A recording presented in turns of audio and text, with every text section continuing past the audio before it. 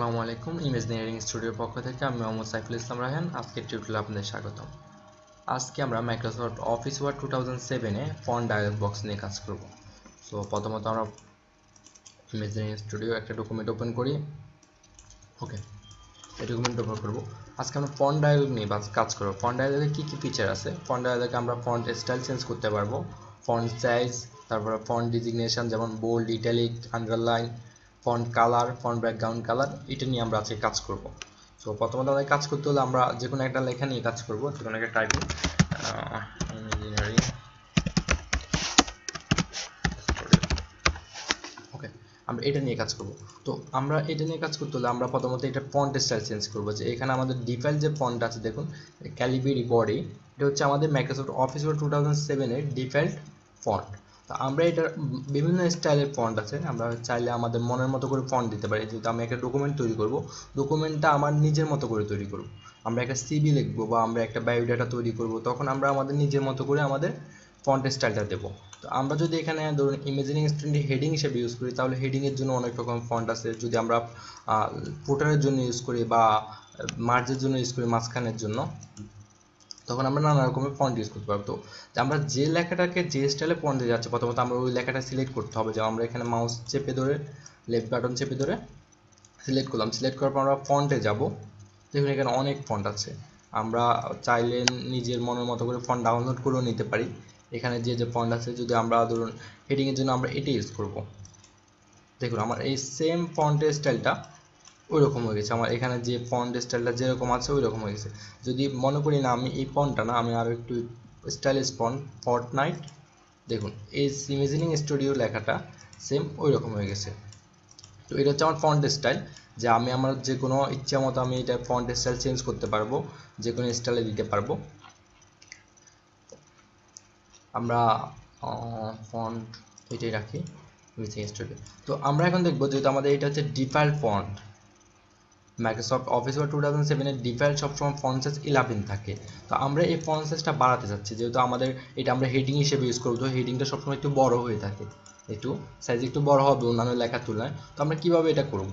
এটা করতে হলে আমরা আবার সেম ওই লেখাটাই সিলেক্ট করতে হবে। করার পর আমরা ফন্টে যাব। আমরা আমাদের ফন্ট দেখুন, এটার উপরে করলে আমাদের এই জিনিসটা বাড়তেছে কমতেছে। এই কারণে প্রিভিউ দেখাচ্ছে যে আমার যদি 12 ফন্ট সাইজটা দিলে কীরকম হবে, 16 দিলে কীরকম, 22 দিলে কীরকম, 26 দিলে কীরকম। তো আমরা এটা 48 দিলে হচ্ছে আমরা 36-এ রাখবো। তো আমরা এইভাবে ফন্ট সাইজ চেঞ্জ করতে পারি, ফন্টের সাইজগুলো এইভাবে চেঞ্জ করতে পারবো। আমরা আমাদের মতো যদি মনে করি যে না এখানে 36 পর 48 আছে, আমি এটাকে 40 সাইজে রাখবো, তাহলে আমার এখানে মাউস রেখে কিবোর্ড থেকে 40 ইনপুট দেবো। 40 ইনপুট এন্টার, দেখুন এটা এখন 40 সাইজে হয়ে গেছে। যে এখানে ধরুন 9-এর পরে 10, 10-এর পরে 11, 12-এর পরে 14, না আমার 13 ফন্টের সাইজ দরকার, আমি 13 দেবো। তো তখন আমি ফুলটা সিলেক্ট করে এখান থেকে আমি ওইটা সিলেক্ট করে নেব। তো দেখুন এবার আমরা দেখব কীভাবে বোল্ড, ইটালিক, আন্ডারলাইন করতে হয়। যেহেতু আমরা এটা হেডার হিসেবে ইউজ করতেছি, আমাদের হেডিং থাকবে। ধরুন আমি একটা ডকুমেন্ট তৈরি করতেছি আমার ইউটিউব রিসোর্স নিয়ে। সো এক্ষেত্রে আমি এই জিনিসটা আমি চাইতেছি যে এটা জিনিসটা বোল্ড থাকবে, যেহেতু হেডার সবসময় হেডারটা বোল্ড থাকে বেসিক্যালি। তো আমি এটাকে বোল্ড করার জন্য সেম মেথড, আমি এটাকে সিলেক্ট করব। সিলেক্ট করার পর দেখুন এখানে বোল্ডের উপরে গিয়ে ক্লিক করব। দেখুন এই লেখাটা মোটা হয়ে গেছে। আমাদের যে নর্মালের তুলনায় আমরা যদি নর্মাল রাখি, দেখুন নর্মাল রাখলে সেম, যে নর্মাল রাখার পর আমি যখন বোল্ডে ক্লিক করবো এটা বোল্ড হয়ে যাবে। আমার মনে হচ্ছে না এটা আমার আগেরটাই ভালো, আমার নর্মালে ভালো। তখন আবার সিলেক্ট করে আবার বোল্ডের উপরে করলে, এটা আনমার্ক করে দিলে এটা আবার আগের নর্মাল টেক্সটে চলে যাবে। সেম যদি আমরা ইটালিক করতে চাই, ইটালিকের উপরে ক্লিক করবো, দেখুন এটা একটু বাঁকা হয়ে গেছে, বাঁকা, সেম একটু কোনাকুনি বাঁকা হয়ে গেছে। আবার সেম আমরা যদি ইটালিক করে দিই, আবার নর্মাল হয়ে যাবে। সেম যদি আমরা মনে করি যে এখানে আন্ডারলাইন থাকবে, আমাদের প্রথম যে লেখাটা থাকবে ওইটাতে আমরা আন্ডারলাইন করে রাখবো। সেম মেথড আমরা সিলেক্ট করব। সিলেক্ট করার পর আন্ডারলাইনে ক্লিক করব, দেখুন এটা নিচে একটা লাইন চলে এসেছে আন্ডারলাইন। তো মূলত এটা হচ্ছে আন্ডারলাইন। তো এইভাবে আমরা খুব সহজ পদ্ধতিতে বোল্ড, ইটালিক, আন্ডারলাইন করতে পারবো আমাদের টেক্সটগুলোকে, আমরা যে টেক্সট টাইপ করবো ওইটাকে। এখন আমরা দেখবো কিভাবে এটা কালার করব। তো প্রথমত বলে রাখি যে আমরা টেক্সটের যেহেতু বেসিক ডকুমেন্টগুলো করা হয়, ওইগুলো সবসময় এমনিতে লেজার প্রিন্টারে দেওয়ার ক্ষেত্রে আমরা হোয়াইট পেজের মধ্যে কালো লেখাই রাখি। তো আমরা যদি এগুলো ভালো প্রিন্ট দিতে চাই, যেন আমার ডকুমেন্টটা কালারফুল হবে, ডিজাইন করবো, আমি গ্রাফিক্স দেখাবো একটু, তো এক্ষেত্রে আমরা এগুলা কালার করে নিতে পারি। তো যতটুকু আপনি টেক্সট যতটুকু কালার করতে চান আপনি ততটুকু কালার করতে পারবেন। যদি আপনি মনে করেন যে আমার একটা ফন্ট লাল হবে, একটা ফন্ট নীল হবে, একটা সবুজ হবে, সেম আপনি করতে পারবেন। তো আপনি যদি পুরো লেখাটা করতে চান, প্রথমত পুরো লেখাটা সিলেক্ট করার পর এখানে দেখুন আপনার মাউস মুভ করার সাথে সাথে কিন্তু ওরা আপনাকে একটা টুল টিপ টেক্সট দেখাবে, টুল টিপ এটাকে বলে, যে আপনার আমার এই টুলসের কী কাজ ওরা ওখানে দেখাচ্ছে। আমার ফন্ট কালার দেখুন, font colour change the text colour, আমি ওইটার উপরে মাউস সিলেক্ট করে এখান থেকে দেখুন অনেক কালার আছে, এখান থেকে আমি যে কোনো কালার দেখুন, যে কালারের উপর আমি মাউস নেব ওই কালারটা আমাকে প্রিভিউ দেখাচ্ছে, লাল, লাল বলুন, খয়েরি বলুন, যে কোনো কালার। তো আমরা এটাকে লাল রাখি, দেখুন আমার পুরোটা লেখা লাল হয়ে গেছে। তো আমি যদি মনে করি না আমার শুধু ইমেজিনিয়ারিং স্টুডিওটা লাল থাকবে, ইমেজিনিয়ারিংটা লাল থাকবে আর স্টুডিওটা আমি সবুজ করে দেবো, সেম আপনি স্টুডিওতে শুধু সিলেক্ট করুন, সিলেক্ট করে এখান থেকে সবুজ দিন, দেখুন যে ইমেজিনিয়ারিং স্টুডিওটা লাল আছে আর ইমেজিনিয়ারিংটা লাল আছে আর স্টুডিওটা সবুজ হয়ে গেছে।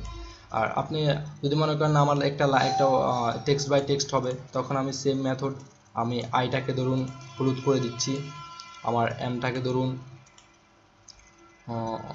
ইয়ে করে দিচ্ছি, সেমভাবে আপনি সকল কালার চেঞ্জ করতে পারবেন। আবার যদি মনে করেন যে আপনি এটা একটা ব্যাকগ্রাউন্ড দেবেন, যে ব্যাকগ্রাউন্ড যে পিছনে যে পেজটা আছে ওইটার কালারও আমরা মাইক্রোসফট অফিসের 2007 এর মাধ্যমে চেঞ্জ করতে পারবো। তো আমি যদি পুরো লেখাটার ব্যাকগ্রাউন্ডটা চেঞ্জ করতে চাই, দেখুন এখানে টেক্সট হাইলাইটস কালার, আপনি এখান থেকে সিলেক্ট করুন, আমরা ধরুন হলুদ, আমরা এই কালারটা দিই, দেখুন এটার বরাবর এটার ব্যাকগ্রাউন্ড, কিন্তু তারপরে যে লেখাগুলো আছে ওইগুলোর ব্যাকগ্রাউন্ড কিন্তু চেঞ্জ হয় নাই, শুধু যে লেখাটা আমি দিলাম, যে হেডারটা ইউজ করলাম ওইটার পিছনেরটাই আমার ব্যাকগ্রাউন্ডটা চেঞ্জ হয়ে গেছে। সো সেম মেথডগুলো আমরা ইউজ করতে পারবো। এই মেথডগুলো আমরা এতক্ষণ যে কাজগুলো করলাম সেম মেথড আমরা ডায়ালগ বক্সের মাধ্যমে করতে পারি। আমি যখন এখানে ক্লিক করবো দেখুন আমার ফন্ট ডায়ালগ বক্স শো করছে, এখান থেকে আমি সেম উপায়ে আমার ফন্ট স্টাইল, সাইজ, তারপরে ফন্ট কালার, আন্ডারলাইন স্টাইল, এগুলো সবগুলো এখান থেকে চেঞ্জ করে নিতে পারবো। যদি আবার আমরা পপ আপ মেনুর মাধ্যমে করতে পারবো, পপ আপ মেনুর মধ্যে করতে হলে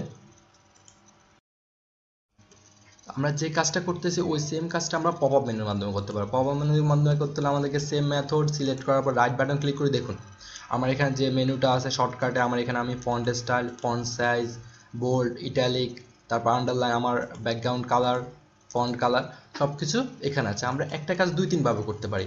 আবার সেম ক্ষেত্রে আমরা যদি কিবোর্ড শর্টকাটের মধ্যে করতে চাই, আমরা যদি বোল্ড করতে চাই, দেখুন বোল্ড, আমরা যদি বোল্ড করতে চাই তাহলে আমাদের কিবোর্ড শর্টকাট হচ্ছে Ctrl+B। যদি আমরা ইটালিক করতে চাই, ইটালিক করতে গেলে আমরা সেম মেথড Ctrl+I। আমরা যদি আন্ডারলাইন করতে চাই, আন্ডারলাইন Ctrl+U, ঠিক আছে। আমরা কিবোর্ড শর্টকাটের মাধ্যমে, যেমন আমি এই লেখাটা এখন আমার নর্মালে আছে, আমার সরি এটা আন্ডারলাইন করা আছে, আমি যদি এটাকে বোল্ড করতে চাই আমি Ctrl+D দেবো, ঠিক আছে। এটাকে যদি আমি আপনাদেরকে সহজের জন্য আমি ওএসকেতে দেখাই, সরি